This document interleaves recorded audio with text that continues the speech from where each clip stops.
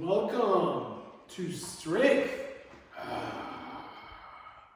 Is that good enough flex? Okay, we worked on that.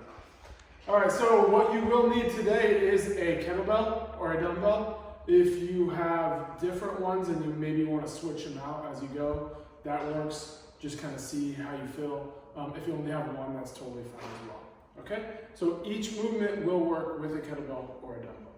First part, we will have 3 different exercises. We will go through all 3 of those exercises and we will rest 45 seconds. We will do 4 total rounds. Okay, first one is a windmill. So this is a newer movement. We haven't done this that much. So you want to make sure your feet are more like on a railroad and not on a tightrope. Okay, so you want to keep that bell super close to your body. You notice that her arm is straight up. She's pushing her hips back. She's keeping that bell super close to her leg there, and she's going to stand straight up and then push and hinge those hips out, keeping that bell super close to the body and your palm facing front. Okay? So you're going to go ahead and do 8 on the right hand, then you will switch. Again, remember making sure that your feet are on a railroad, not a tightrope, driving those hips back, keeping that core tight. Arms stay straight and standing all the way up. Okay, 8 on each side. Next, you'll go to your back. So this is going to be a press and also a core style movement.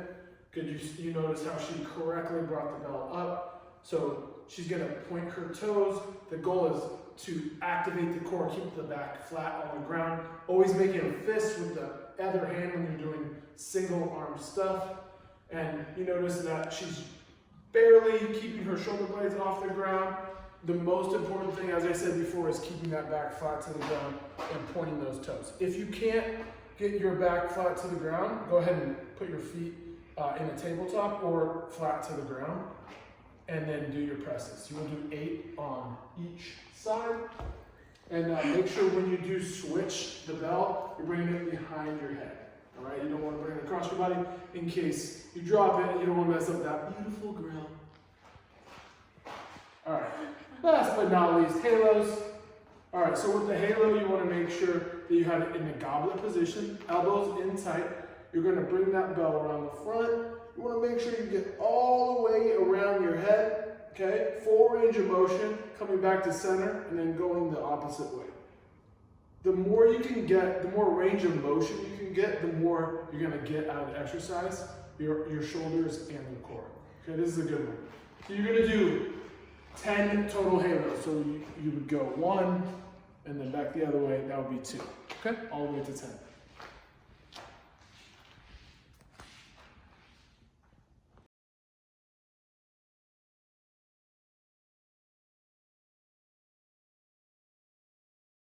Alright, welcome to part B of strength. We are going to do 3 exercises, 4 rounds with a 45-second rest between each one.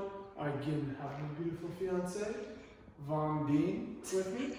Alright, so stepping up, we're going to start with a sumo deadlift. With the sumo deadlift, the difference between a sumo and a regular is your foot positioning. So you want to make sure that like that. Your knees are out at a little bit more than a 45 degree. Your knees are tracking over your toes so they're not pressing forward. And you're coming down with a flat back, standing straight up, pushing those hips back like you would in a deadlift, but again, with the feet positioned in the correct spot. So you will do 12 sumo deadlifts. And then we will go to our back. We're going to start with the kettlebell or the dumbbell in this front position right over her eyes. You notice that her back is flat on the ground, her knees are up, her feet are flat. She's going to go back as far as she can, full range of motion. As she comes over, she's going to pull to the front so it's centered over her chest. And she's going to squeeze the chest and activate the core, reaching back as far as she can. Good, coming back over, squeezing and activating the core. That's called a pullover. We have 10 pullovers. Next, we will hop up and we'll go to our single leg deadlift to reverse lunge. Okay, so you are going to start with the bell in your right hand, fist with the left, nice tight core. You're going to drive that leg back, drop that bell down and then go into a lunge. That was 2. Okay, that's an inside joke. And 3 and 4. Good. So you're making sure that when you go back, your core is staying activated. You have that hand out.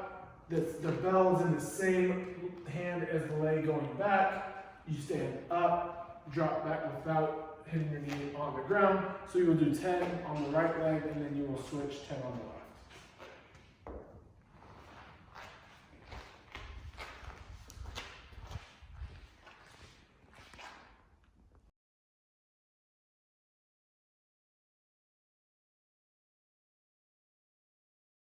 Alright, welcome back. We got our finisher of our strength workout, which is also called part C. Alright, so what we're going to do is, we're going to do 5 rounds as fast as you can. So as soon as you finish your 5 rounds, you're done. Alright, so this is the exercises. First one is going to be a squat clean. So you're going to start with the bell right in between. You're going to high pull, catch it, drop down. That's 1.